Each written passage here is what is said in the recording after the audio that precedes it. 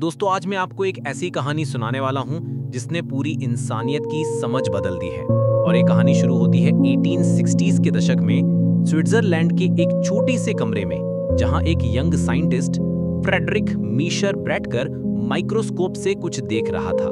लेकिन वो नहीं जानता था कि आज वो जो डिस्कवर करने वाला है वो हिस्ट्री का सबसे बड़ा ब्रेक थ्रू होगा। मीशर एक्चुअली कुछ और ही रिसर्च कर रहा था। वो वाइट ब्लड सेल्स के प्रोटीन्स स्टडी कर रहा था। लेकिन जब उसने सेल्स के न्यूक्लियस को आइसोलेट किया तो उसे कुछ अजीब सा सब्सटेंस मिला जो प्रोटीन्स से डिफरेंट था। इसमें फास्फोरस था जो प्रोटीन्स में नहीं होता था, और ये सब्सटेंस एसिडिक था। मीशर ने इसे न्यूक्लिन कहा, लेकिन उसे नहीं पता था कि यही सब्सटेंस आगे चलकर डीएनए कहलाएगा और पूरी दुनिया को बदल देगा। लेकिन दोस्तों, असली ड्रामा तो अभी शुरू होना था, क्योंकि 50 साल तक साइंटिस्ट को नहीं पता था कि ये न्यूक्लिन एक्चुअली करता क्या है। कुछ साइंटिस्ट सोचते थे ये सिर्फ सेल्यूलर वेस्ट है, कुछ कहते थे ये स्ट्रक्चरल सपोर्ट देता है, लेकिन कोई नहीं सोचता था कि इसमें जेनेटिक इंफॉर्मेशन स्टोर्ड हो सकती है, क्योंकि उस टाइम प्रोटीन्स को ज्यादा कॉम्प्लेक्स माना जाता था। फिर आया 1920s का डेकेड, और यही एंट्री होती है फ्रेडरिक ग्रिफिथ नाम के ब्रिटिश बैक्टीरियोलॉजिस्ट की। ग्रिफिथ ने एक एक्सपेरिमेंट किया जो देखने में बहुत सिंपल लगता था, लेकिन उसके रिजल्ट्स ने पूरी साइंटिफिक कम्युनिटी को शॉक कर दिया। उन्होंने माइस पर एक्सपेरिमेंट किया निमोनिया बैक्टीरिया के साथ।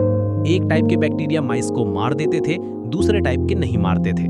लेकिन जब ग्रिफिथ ने डेड हार्मफुल बैक्टीरिया को हार्मलेस बैक्टीरिया के साथ मिक्स किया तो हार्मलेस बैक्टीरिया भी माइस को मारने लगे। यानी कुछ तो ट्रांसफर हुआ था डेड बैक्टीरिया से लिविंग बैक्टीरिया में। ग्रिफिथ ने इसे ट्रांसफॉर्मिंग प्रिंसिपल कहा, लेकिन वो नहीं जानता था कि वो एक्चुअली जेनेटिक मटेरियल की डिस्कवरी के करीब पहुंच गया था। और यहीं से शुरू हुई एक साइंटिफिक रेस जो 20 साल तक चली कि आखिर ये ट्रांसफॉर्मिंग प्रिंसिपल क्या है। 1944 में ऑसवर्ल्ड एवरी, कोलिन मैक्लियोड और मैकलिन मैकार्टी ने सालों की रिसर्च के बाद फाइनली प्रूव कर दिया कि डीएनए ही जेनेटिक मटेरियल है, प्रोटीन्स नहीं। ये तीनों साइंटिस्ट ने सिस्टमैटिक एक्सपेरिमेंट्स किए। डीएनए को डिस्ट्रॉय करने पर ट्रांसफॉर्मेशन रुक जाता था, प्रोटीन्स को डिस्ट्रॉय करने पर कुछ नहीं होता था। लेकिन फिर भी कई साइंटिस्ट को यकीन नहीं आ रहा था।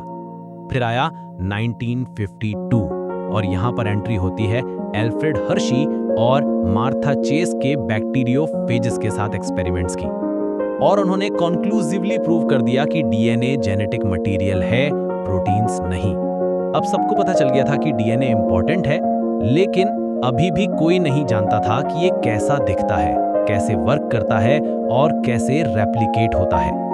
और यहीं शुरू होती है सबसे exciting part of the story, क्योंकि अब रेस थी डीएनए की स्ट्रक्चर फाइंड करने की। और इस रेस में पार्टिसिपेट कर रहे थे वर्ल्ड के सबसे ब्रिलियंट माइंड्स, लाइनस पॉलिंग जो केमिस्ट्री के नोबेल लॉरिएट थे, मॉरिस विल्किंस और रोजलिंड फ्रैंकलिन जो एक्सरे क्रिस्टलोग्राफी के एक्सपर्ट्स थे, और दो young ambitious scientist James Watson और फ्रांसिस क्रिक।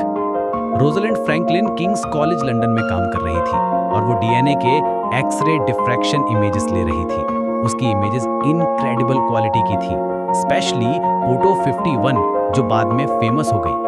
फ्रैंकलिन के डेटा से क्लियर था कि डीएनए हेलिकल स्ट्रक्चर है, लेकिन एग्जैक्ट डिटेल्स स्टिल अनक्लियर थे। दूसरी तरफ कैम्ब्रिज में वॉटसन और क्रिक डिफरेंट अप्रोच ट्राई कर रहे थे।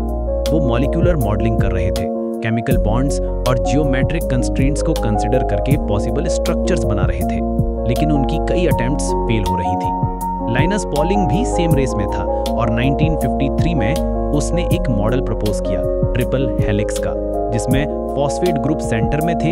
लेकिन ये मॉडल केमिकली इम्पॉसिबल था, क्योंकि नेगेटिव चार्जेस रिपेल करते हैं। और फिर आया वो हिस्टोरिक मोमेंट, फरवरी 28, 1953। वॉटसन और क्रिक अपनी लैब में बैठकर फ्रैंकलिन के एक्सरे डेटा को एनालाइज कर रहे थे। सडनली वॉटसन को रियलाइजेशन हुआ कि एडेनिन थाइमीन के साथ पेयर करता है और ग्वानिन साइटोसिन के साथ। ये बेस पेयरिंग कॉम्प्लीमेंट्री थी, और इससे डबल हेलिक्स का स्ट्रक्चर परफेक्टली फिट हो जाता था। क्रिक इमीडिएटली समझ गया कि ये ब्रेक थ्रू है। उसने लैब में चिल्लाकर कहा, हमने लाइफ का सीक्रेट फाइंड कर लिया है। वॉटसन और क्रिक ने जल्दी जल्दी अपना मॉडल कंप्लीट किया, डबल हेलिक्स स्ट्रक्चर जिसमें 2 स्ट्रैंड्स एंटी पैरेलल डायरेक्शन में वाइंड करती हैं और complementary base pairs hydrogen bond से जुड़े होते हैं। अप्रैल 25, 1953 को नेचर जर्नल में उनका पेपर पब्लिश हुआ। सिर्फ 900 वर्ड्स का शॉर्ट पेपर, लेकिन जिसने बायोलॉजी को फॉरएवर चेंज कर दिया। पेपर का टाइटल था molecular structure of nucleic acids, a structure for deoxyribose nucleic acid. और लास्ट लाइन में उन्होंने लिखा था, it has not escaped our notice, कि ये स्ट्रक्चर जेनेटिक रेप्लिकेशन के लिए पॉसिबल मैकेनिज्म सजेस्ट करती है। लेकिन दोस्तों, यहाँ एक ट्रेजिक स्टोरी भी है। रोज़लिंड फ्रैंकलिन, जिसका एक्सरे क्रिस्टलोग्राफी डेटा वॉटसन और क्रिक के ब्रेक थ्रू के लिए क्रूशियल था, उसे प्रॉपर क्रेडिट नहीं मिला। 1958 में उसकी कैंसर से डेथ हो गई, सिर्फ 37 ईयर्स की एज में। और 1962 में जब वॉटसन, क्रिक और विल्किंस को नोबेल प्राइज मिला, तो फ्रैंकलिन को पॉस्थीमसली इंक्लूड नहीं किया गया। डीएनए स्ट्रक्चर की डिस्कवरी के बाद अगला बिग क्वेश्चन था कि जेनेटिक इंफॉर्मेशन कैसे प्रोटीन्स में ट्रांसलेट होती है।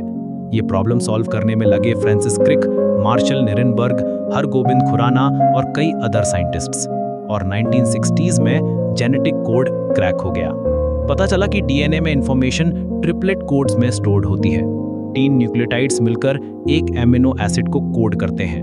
टोटल 64 पॉसिबल ट्रिपलेट्स हैं जो 20 एमिनो एसिड्स को कोड करते हैं, और ये कोड यूनिवर्सल है, बैक्टीरिया से लेकर ह्यूमंस तक सेम कोड। 1970s में आई रिकॉम्बिनेंट डीएनए टेक्नोलॉजी। पॉल बर्ग, हर्बर्ट बोयर और स्टैनली कोहन ने टेक्निक्स डेवलप की डीएनए को कट करने, पेस्ट करने और डिफरेंट ऑर्गेनिजम्स में ट्रांसफर करने की। ये जेनेटिक इंजीनियरिंग का बर्थ था। 1977 में फ्रेडरिक सेंगर और एलन मैक्सिम वॉल्टर गिलबर्ट ने independently DNA sequencing methods develop किए। अब साइंटिस्ट पहली बार डीएनए की एग्जैक्ट सीक्वेंस रीड कर सकते थे। 1983 में कैरी मलिस ने PCR, polymerase chain reaction invent किया, जिससे डीएनए की टाइनी अमाउंट्स को मिलियंस ऑफ टाइम्स एम्प्लीफाई किया जा सकता था। ये फॉरेंसिक्स, मेडिसिन और रिसर्च में रेवोल्यूशनरी था। 1990 में शुरू हुआ ह्यूमन जीनोम प्रोजेक्ट, सबसे एम्बिशियस बायोलॉजिकल प्रोजेक्ट जिसका गोल था पूरे ह्यूमन डीएनए सीक्वेंस को मैप करना। 13 साल और $3 बिलियन बाद 2003 में ये प्रोजेक्ट कंप्लीट हुआ। लेकिन असली रेवोल्यूशन तो अभी शुरू होना था। 2012 में जेनिफर डाउडना और इमैनुअल कारपेंटियर ने क्रिस्पर CS9 सिस्टम डेवलप किया, जिससे डीएनए को प्रिसाइजली एडिट किया जा सकता था। यह जेनेटिक इंजीनियरिंग को नेक्स्ट लेवल पर ले गया। आज 2025 में डीएनए टेक्नोलॉजी कहां तक पहुंच गई है। जीन थेरेपी से डिजीजेस क्योर हो रहे हैं, personalised medicine based on genetic profile, CRISPR से जेनेटिक डिसऑर्डर करेक्ट हो रहे हैं, सिंथेटिक बायोलॉजी से न्यू ऑर्गेनिजम्स डिजाइन हो रहे हैं। दोस्तों, ये जर्नी 160 साल की है। मीशर के न्यूक्लियन डिस्कवरी से लेकर आज के जीन एडिटिंग टेक्नोलॉजी तक, हर स्टेप में ह्यूमन क्यूरियोसिटी और परसिस्टेंस की स्टोरी है। साइंटिस्ट ने फेलियर से लर्न किया, कोलैबोरेशंस किए और स्टेप बाय स्टेप इस कॉम्प्लेक्स पजल को सॉल्व किया। आज जब आप जेनेटिक टेस्टिंग करवाते हैं या जीन थेरेपी के बारे में सुनते हैं, तो रिमेंबर करिए कि ये सब पॉसिबल हुआ है उन साइंटिस्ट्स की डेडिकेशन की वजह से जिन्होंने माइक्रोस्कोपिक वर्ल्ड की मिस्ट्रीज को अनलॉक किया। और सबसे अमेजिंग बात तो ये है कि डीएनए की स्टोरी अभी भी कंटिन्यू है। Epigenetics, CRISPR base editing, prime editing, synthetic biology, artificial DNA, ये सब न्यू फ्रंटियर्स हैं जो आने वाले ईयर्स में और भी इनक्रेडिबल ब्रेक थ्रूज लेकर आएंगे। तो ये थी डीएनए डिस्कवरी की कंप्लीट जर्नी, एक सिंपल ऑब्जर्वेशन से लेकर आज के रेवोल्यूशनरी एप्लीकेशंस तक। साइंस कैसे स्टेप बाय स्टेप प्रोग्रेस करता है, ये इसका परफेक्ट एग्जाम्पल है। और शायद अगले 50 सालों में हम ऐसी चीजें देखेंगे जो आज साइंस फिक्शन लगती हैं, लेकिन डीएनए ने हमें सिखाया है कि इम्पॉसिबल कुछ भी नहीं है। अगर आप क्यूरियस हैं, परसिस्टेंट हैं और कोलैबोरेट करते हैं, तो कुछ भी अचीव कर सकते हैं।